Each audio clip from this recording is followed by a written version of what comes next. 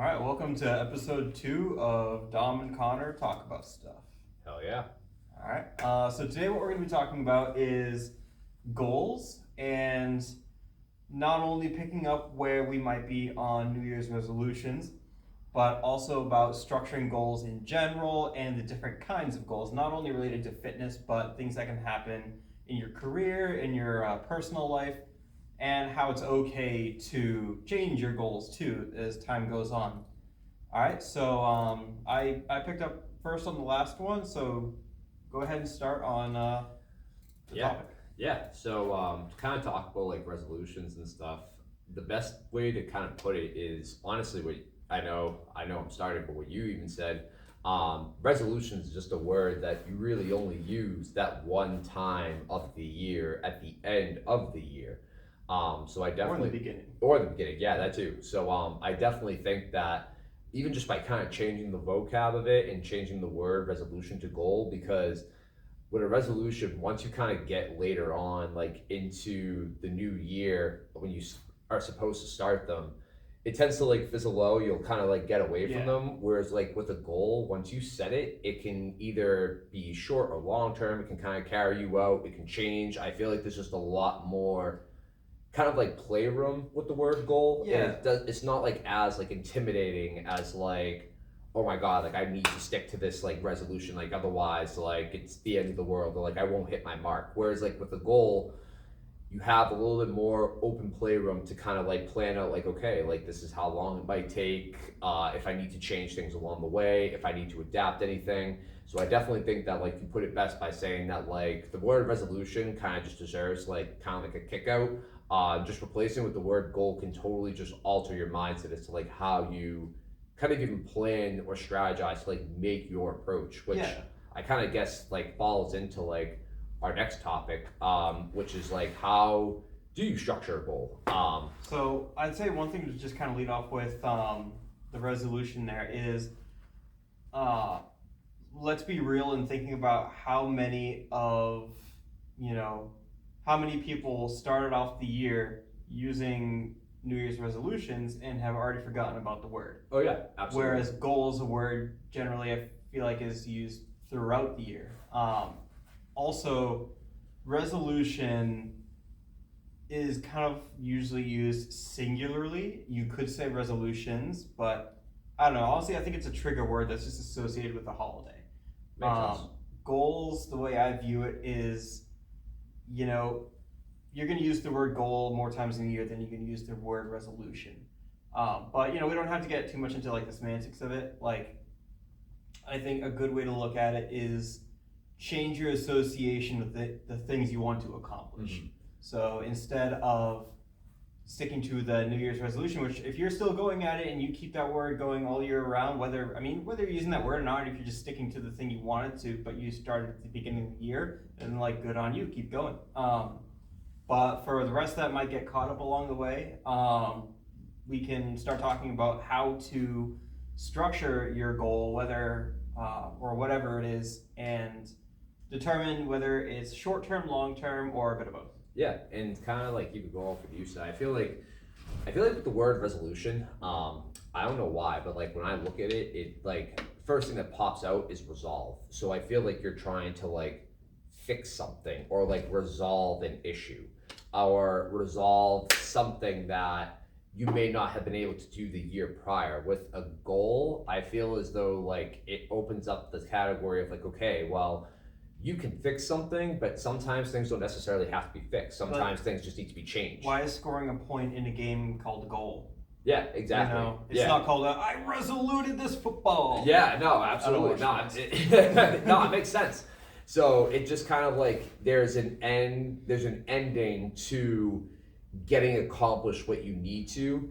And again, I don't feel as though like with the word resolution, it's like you're trying to fix something. Not everything has to necessarily be fixed. If something's not broken, don't fix it. Yeah. So let's talk about like the structuring of it. Yeah. So when you're structuring a goal, there's always kind of like the short-term and long-term battle. Mm. For example, lose weight. All right, so great topic. Right, yeah, it's obviously one that we get a lot of, and there's a lot of reasons as to why they're all valid, and it's just there's a million and one ways to go about it. And if we're using that example of weight loss, if you have the goal of losing 20 pounds in a year, okay, definitely attainable, and can be done. So obviously, the hardest way to gauge that goal is to look at it from a big scope, because you're going to get caught up in the fact that losing weight isn't an overnight process. yeah, and it's not an escalator, it's a staircase. You know, you're going to go up, you might plateau. You might end up going down, and that's kind of how the body functions. It never works linearly. It always goes up and down, because your weight is different when you woke up to when you go to bed. And so you have to look at the short-term goals first. We start on a monthly basis. Usually I like to do bi-weekly weigh-ins, and you start with that first maybe 3-month chunk of the year, okay? And then your goal is to not only look at the weight, but to look at the composition, which we have a scale here using InBody that allows us to read the composition of that number you see on the scale. So it's a traditional scale, but it also tells you your body fat and your muscle mass and your BMI. Even though BMI we don't really use too much of these days, the other two are the main factors that we focus on.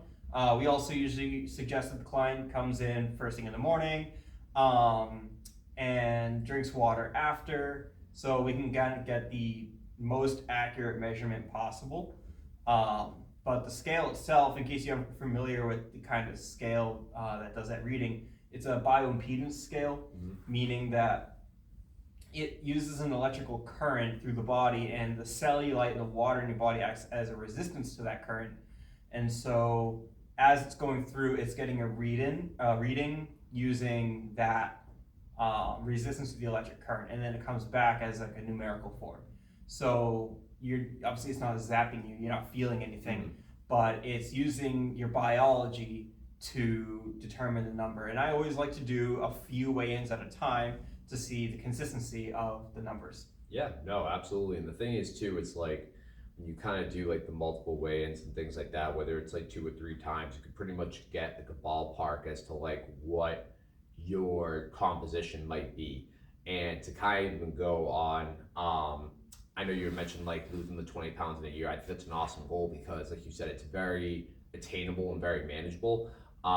There are also goals that people might set for themselves, which, not to like come off as sounding mean, but like it's almost like setting yourself up for failure. So like for an example, I worked with a client recently, and he was like, how long is it going to take me to lose 60 pounds? And I'm like, that's a very open-ended question. Like that's the thing, is like there's no one magic answer to that, because it's going to depend on your ability, your time, your commitment, your diet, your physiology. Multiple factors. Right, so we can't just magically give you a number. Just kind of say like, this is like what it's going to be. And off the bat, people focus on the end result and not the journey. Exactly. And that's kind of like the whole world of fitness is built on the journey.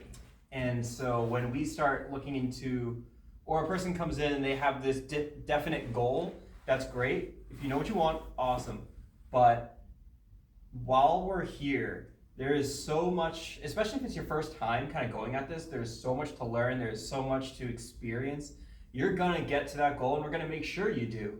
But we want you to kind of ease the pressure on yourself about it and focus on the process, not the goal itself. Because if you have that one way of thinking, you're gonna be on a one-track mind to disappointment. Yeah, and exactly, because if God forbid, let's say something were to come along, that one-track mindset, whether it's an obstacle or like an injury or something. Yeah, an injury, exactly.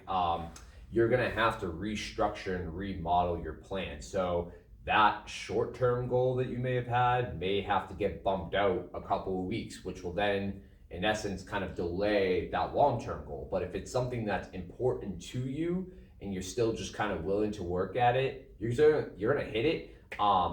One thing that I usually tell people in terms of goal setting is make sure that it is realistic. So like I definitely think that by again the 20 pounds in a year is great, because you figure there's 52 weeks in a year. Even if you lose so much as 1 pound a week, that's 52 pounds over the course of a year. That's a lot of weight. Right.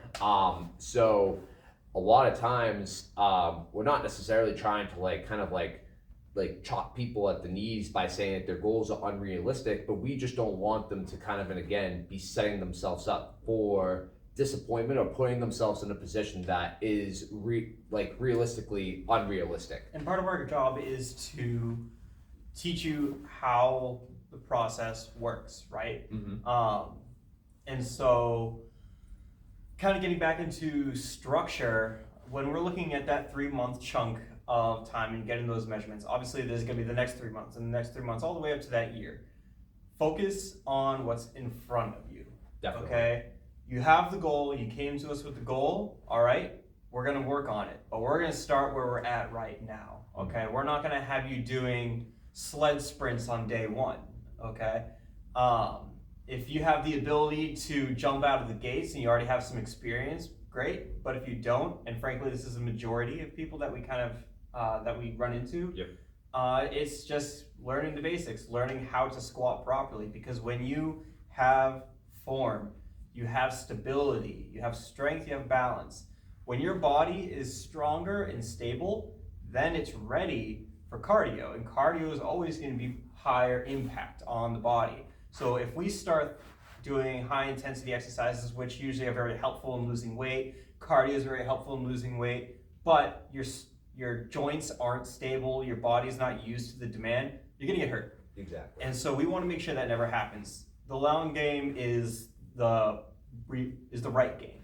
I would say that in a sense too, it's like when you kind of get that goal established as to whatever it is that you want it to be, a lot of what it's going to take to even get yourself to kind of even start it beforehand, you just kind of made me think of this, is something that I actually learned from Westside Barbell. Louis Simmons came up with a concept called general physical preparedness.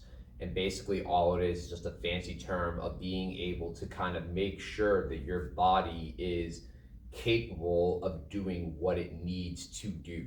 So like for an example, like when you were saying to like kind of learn about techniques and forms, is your body actually able to even perform a squat? Do you have the mobility to hinge your hips, to keep your core tight? Do you have those, it doesn't sound like a big deal, but do you have like those small key pieces that are going to kind of like establish the border of that puzzle that you're trying to kind of build for yourself? And the more you focus on that piece, the basics, the things that are in front of you, then the faster it's going to come. Absolutely. Now, we're just using the example of fitness, right? So goals can be anything. Goals can be anything. So we'll kind of get into the next part here where we start talking about different types of goals. And so we're personal trainers, but we're also people. And so, you know, I'm going into a new career. I'm still training, but I'm about to try something totally new. And there's a lot of work that goes into that. So obviously with work comes the goals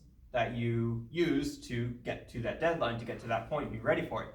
Personal goals as well, whether it's like an emotional development or something that happened in your life and you need to process it and move on, make some changes, things like that. There's always going to be goals with that. And I'm a very like grounded, goal-oriented person, and I plan habitually, but I also understand no plan goes according to plan. Exactly. And that's what we use plan B for. Exactly. So it's like, you know, I try to have a backup for everything, but that does get a little stressful.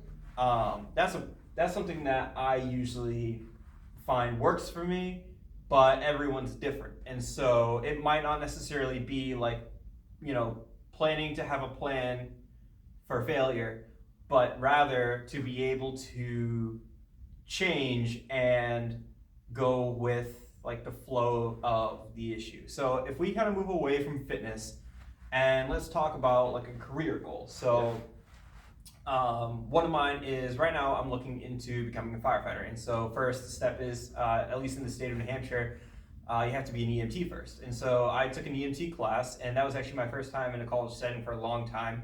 I was a little nervous about going back because I was never a great test taker.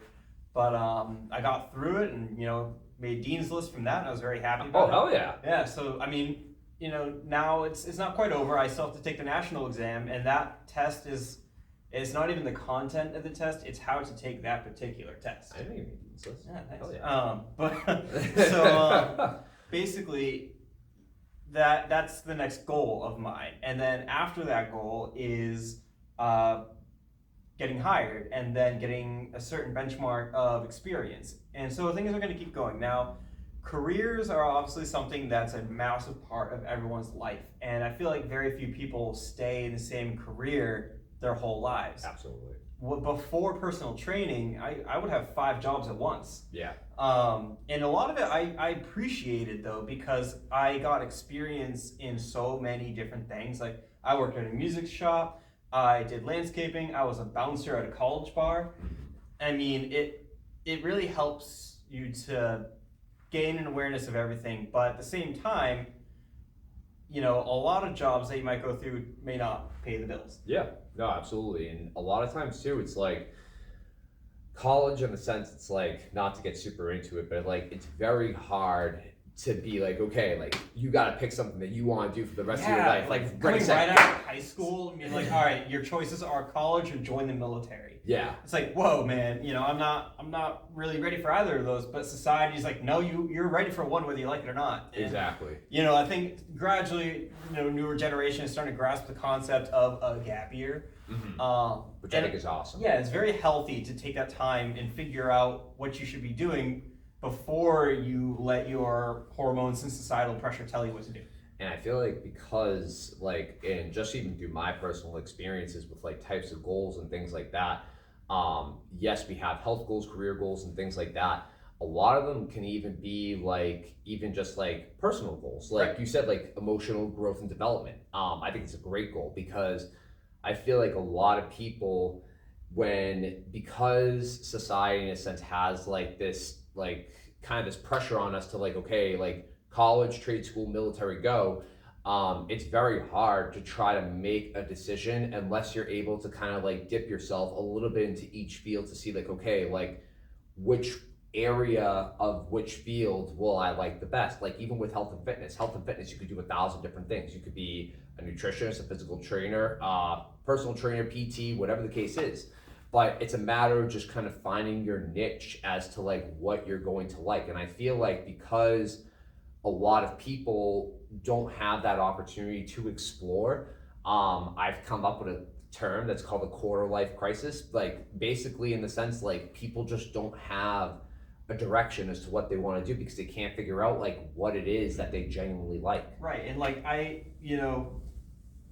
call it controversial, but I feel like college, or at least latter half high school, should be a conglomerate of experiences in your classes. Each class should be something to give you an idea for what that next career path could be. And then once you find your major, then you start getting into the meat of it. But unfortunately, it seems like half of college is just a refreshed advancement of stuff you did in high school. Yeah. Like core classes. Yeah. And so, not to say you can't learn valuable information from that, but you're paying so much money for college and you're only really using the last couple of years to figure out what you're going to do, unless you go into a master's and a doctorate where you're hyper focused and you know what it is you're going to do.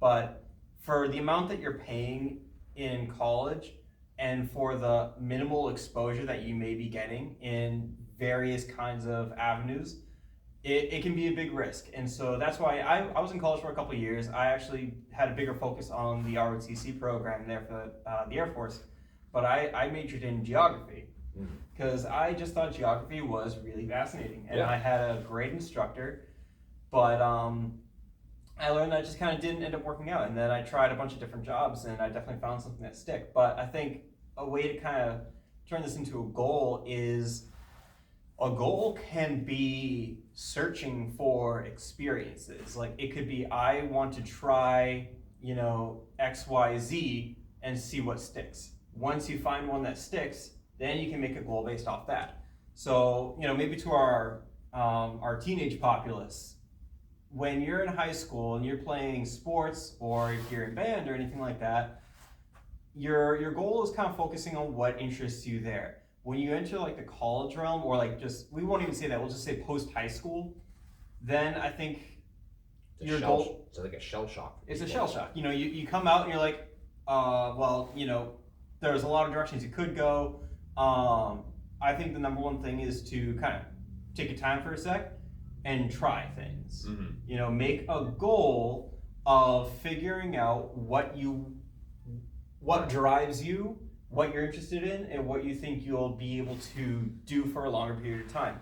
Odds are you probably still won't stick to that your whole life, but it's a step in the right direction. Absolutely. And it's tough too, because I feel like it's like the age of like 18, it's like 18, teen, you're still a teenager, but I feel like people will recognize that being like, because you're legally an adult. Exactly. You can America. vote, you can drive, you can do all these things. Well, if I'm legally an adult, I probably shouldn't still be living at home with my parents. So it's like, but that's like, that's entirely subjective too, because these days, especially post-COVID, a ton of people have moved back home with their parents. Absolutely. So it's more okay. It's more in the sense of like when you're 18 years old, it's like they kind of expect you to like be able to figure your life out. Right. Well, there's a reason that why your parents are still kind of helping you, guide you through, like whether it be where you're gonna go to college, or like what may interest you, or like, okay, like now you're out of high school, like you gotta get a job. Okay, well, you may never have applied for a job before. So there's a lot of things that can kind of go into that. So I love the fact that you said like just trying to find something you're passionate about, because you may realize that whatever you may have like gone to school for, or gone certified in, or whatever the case may be, it may not be in relation to something that you like or drives you, or even like assist you with that goal. I have a friend of mine that his goal now is to pursue a passion of his. He went to school for sports management and now he's a DJ.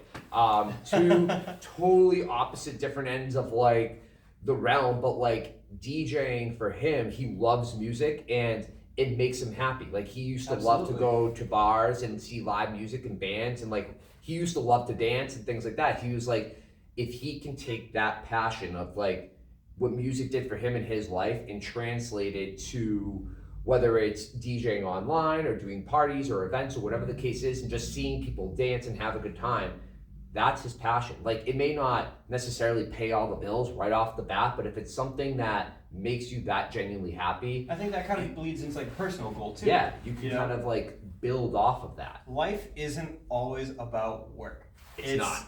Life is about life. And believe me, I feel a little hypocritical saying that, because I'm a person where like I put a lot of my time and energy into work, and I feel stressed if I'm not being productive. Me and you both.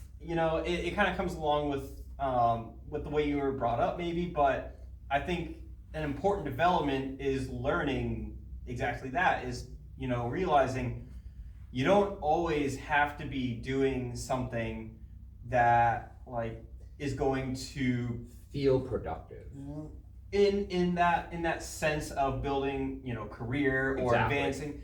Production can also be from like just having a chill day with your friends, or enjoying some alone time and like building a relationship with yourself.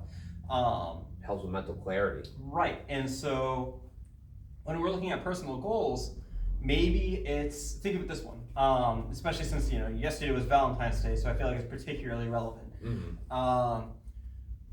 If I heard from someone, I kind of can't remember who, but the terms or the phrase kind of stuck in my head, is two things that if you can do on your own, then it is an entirely different level of confidence. And this can be a personal goal. If you feel like it's hard for you to kind of be alone with yourself, or if you are always afraid of either not being productive, but maybe you want to spend time with your friends, but your friends aren't available, and you're kind of stuck in that middle, and you're like, I don't know what to do. If you can take yourself out to dinner, or if you can take yourself to the movies, two things that are always, expected to be done in a social setting. If you do it on your own, I think it'll be a nice little step towards getting to know yourself, your ability, your confidence, and self-esteem. And so it can be something as small as that, just getting started with doing these things that are normally done with someone else, but do it on your own. Enjoy your company. Know your confidence that you can go into the situation and still be comfortable. Yeah. And it takes takes more work than you might think it does. But if you're a person who's super confident in themselves and like you'll do anything for yourself, then that's awesome. And I remember I had a couple experiences where I used to travel by myself a lot. And it's both terrifying, but it's exhilarating because you start to learn so much about what you're capable of. But it also teaches you patience and how to be comfortable by yourself. Yeah. Yeah. No, that's awesome. And like the thing is too, like you kind of like the best way to be comfortable is to be uncomfortable. Like I know it sounds so counterintuitive, but when you really put yourself in those positions of being uncomfortable, you learn a lot about yourself, whether it's like how you process like dealing with issues, how you try to like navigate through them, and it just kind of opens your mind and your thought process to like, okay, like I feel a certain way. If I don't want to feel this way anymore, what can I do to get myself out of it? And like in a sense, create a goal off of it. Exactly. So, and by capitalizing on that goal, you get to learn a lot about yourself. Like, oh wow, like I have the ability to do this. Or if something just feels like you said, going out to dinner or going to the movies by yourself, it may feel weird the first time, but you kind of have to, like, as weird as it may feel, applaud yourself, because as uncomfortable as you may feel doing it, you still did it. Yeah. And that's the biggest piece of the puzzle, is that you executed upon something that you know was going to put you in a vulnerable position, and you still made the best of that opportunity. So I think that's a really cool way to also like kind of build upon like personal goals. So there's a lot of different things that you can kind of do in terms of like setting a goal. I know we've been kind of going all over the map with all different types, but there's really no one thing to say like you can't make a goal. Like even for like to kind of get into myself a little bit, like so outside of work, like I don't have a lot of hobbies. So a goal of mine was to literally, as blunt as it sounds, find a hobby. I play drums. I like play with my dogs and stuff like that. I don't really do that much outside of my job, because my job is essentially almost my life. I work constantly. It's not another goal that I also have is trying to balance that relationship. So there are things that you can kind of do to help yourself, and those goals will also trickle down into different parts of your life, whether it be personal, career related, and exactly. There's a lot of different ones. So even just by setting one goal, you may be able to check off like smaller goals off that list. Yeah. And then you get into the whole small goal to big goal. Take a big goal, cut it into chunks, and at the bottom line, we can help you with that. So obviously, when it comes to fitness, we are very specialized, we're very experienced in goal setting there, and getting clients to understand what they want, where they're at, what it's going to take to get there, and a realistic time frame for how to do it. Yeah.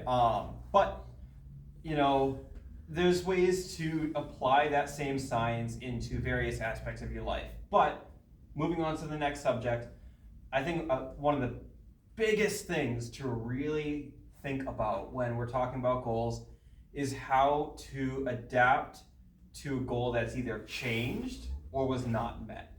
Yep. And like I said, I'm a very goal-oriented person. I'm very grounded, and when I have my mind set on something, I'm 100 miles per hour into it.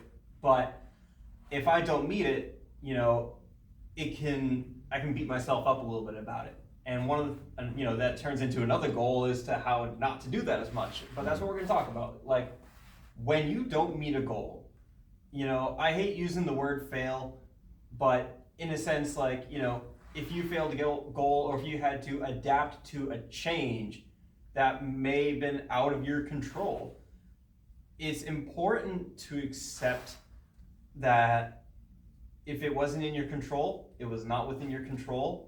You're going to change the goal and move on. Or you learned something in the process, and now that goal just doesn't feel right, it's not going to be attainable in the same way you thought it was. And that might feel a little disappointing.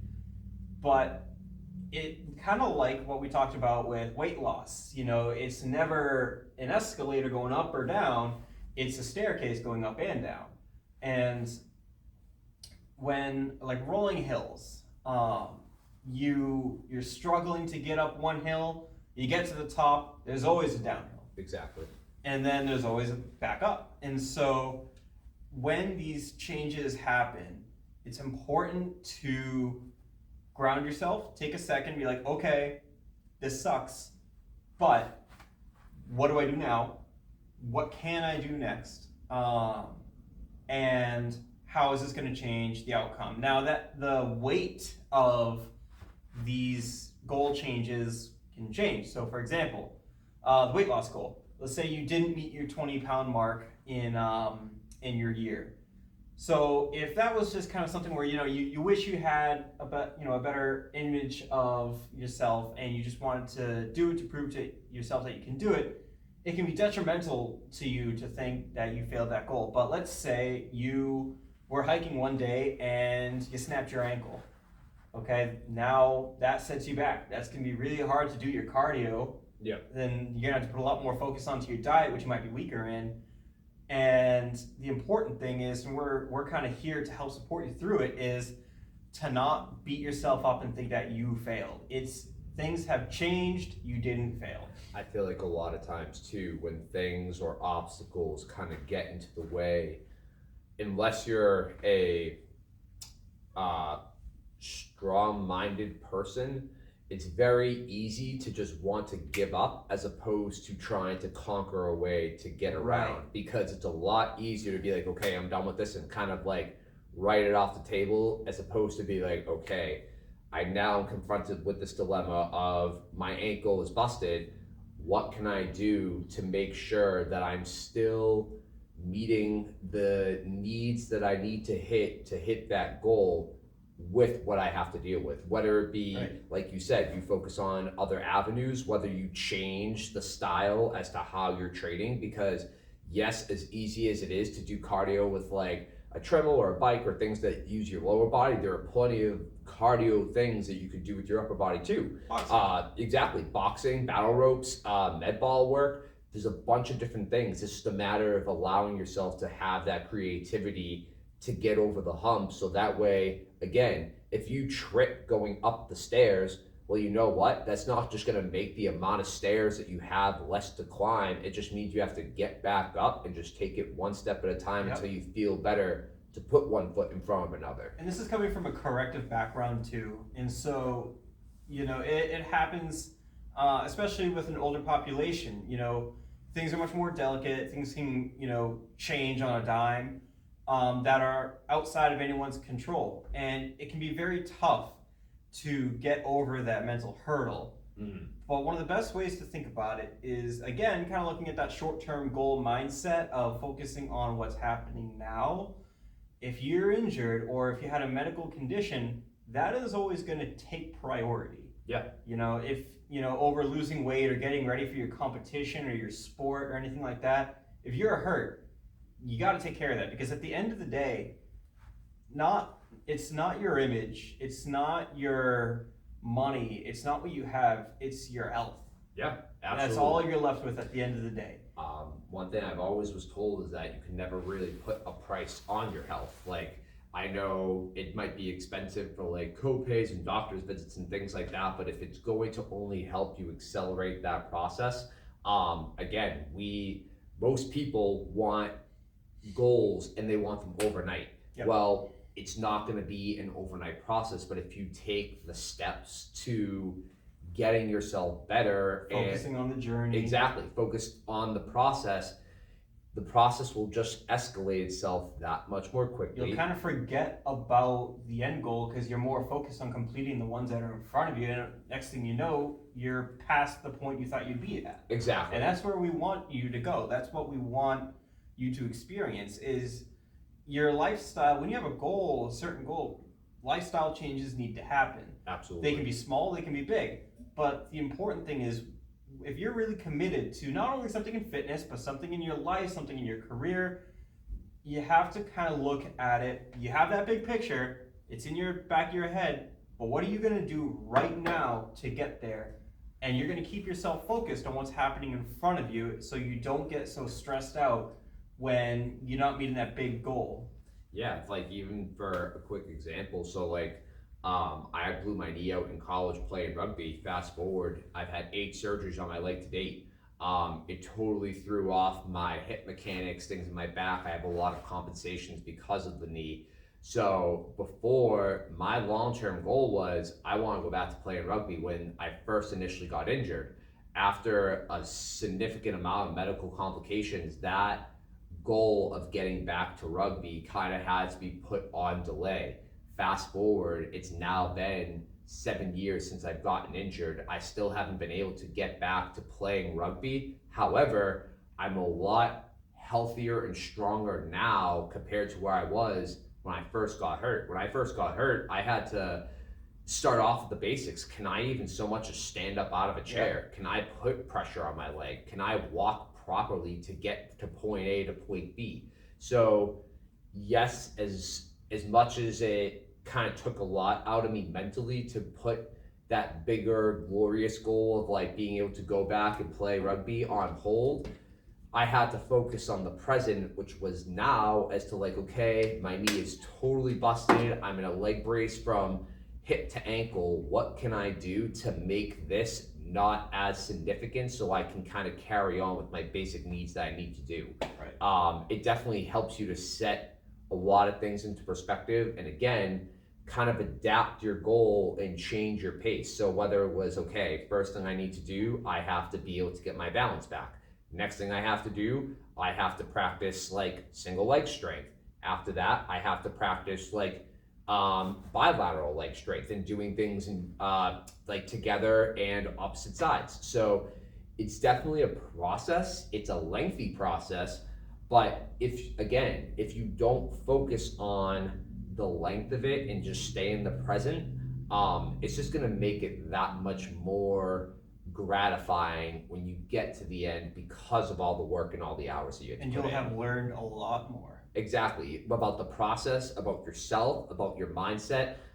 Setting goals is just a way to help you learn more about yourself. A goal can literally be, I want to learn more about myself and what I'm physically capable of, or mentally capable of, or emotionally capable of. Got to adapt and learn. Exactly. That's just the way people go. Exactly. Now, to kind of like wrap up here, sorry, unless you had one last thing. No, you pretty much said it yourself. Like adapt and learn. It's like a baby. It's like you can't walk before you crawl. You got to start at point A, and then at point B, you'll be running, sprinting, walking, whatever you want to do at that point. Just imagine a sprinting baby. Yeah, no kidding. It's Just actually a little terrifying. got to start somewhere. That's basically it. So if we're looking into, obviously today we talked about goals, different kinds of goals. You know, we have dumped the word resolution because I'm just not a fan of it. If that word works for you and you're still on that, you know, Godspeed. So good for you. Everyone's different. And now the last thing to kind of think about is you reached your goal. Now what? You know? It's like there's always going to be the next one. Yep. And you're going to keep doing that until you die. And so when you reached your weight loss goal, all right, cool. You lost 20 pounds. Are you going to go eat, 2 burgers and a plate of french fries? You could, but keep in mind where you just left off. Exactly. Now the idea is to advance. All right, you made that goal. Now you want to maybe lose more, or maybe you want to start building more muscle. Okay, that might change things, and that's okay. That's a new goal. Even if you want to just maintain, how are you going Right, to maintain. how are you going to stay consistent just so that way you don't regress? Exactly.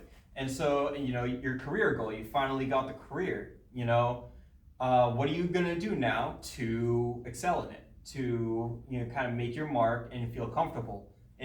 Or your personal goal, you now have learned to manage stress more efficiently through mindfulness and a little 5-10 minute meditation a day for a month, and you did that, and now you're feeling a little less stressed. How are you going to celebrate that? You don't necessarily need to throw a party for everything, but you always want to give yourself the acknowledgement at the very least that you did it. And now, one thing I like to say is, for example, box jumps. I love box jumps. And, when you're looking at like a 40-inch vert and you're like, oh my God, like I'm either going to make this or I'm going to like slam my face. When you make it, you did it once, you can do it again. Yeah. And with that, once that point happens too, you do it again, then you just build on top of that one. You just keep going. So I like that one. Yeah, I want people to take away from this, there's always a goal.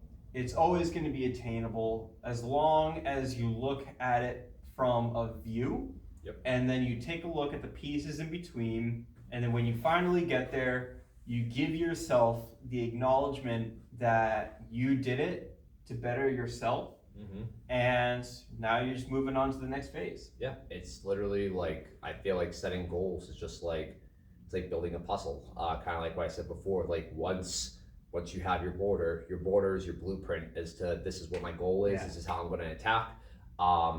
Once you start putting the pieces together, there may be pieces that don't fit. That doesn't mean hammer away until it does fit. That means you put that piece back and you try something different. Absolutely. And then once the picture is kind of complete, then that's when you know that you did everything correctly in order to get that final product, which is the image that the puzzle kind of like resembles. Absolutely. So, recap, talked about some goals. At this point too, I just want to reiterate for our viewers and our listeners, this is our second podcast, if you kind of want to call it that. Yeah. We put the full length videos on Facebook. We put little clips of them on Instagram because they only allow a certain amount of time. And so we do provide a link to our Facebook and to our website where you can find these podcasts.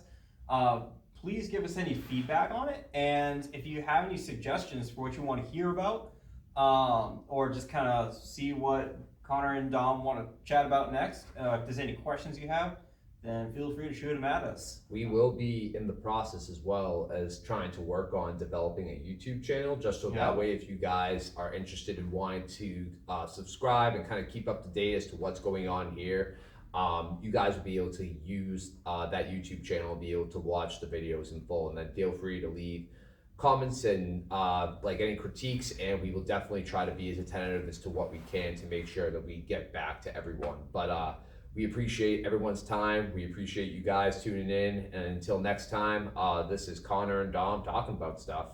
Yeah, see you next time.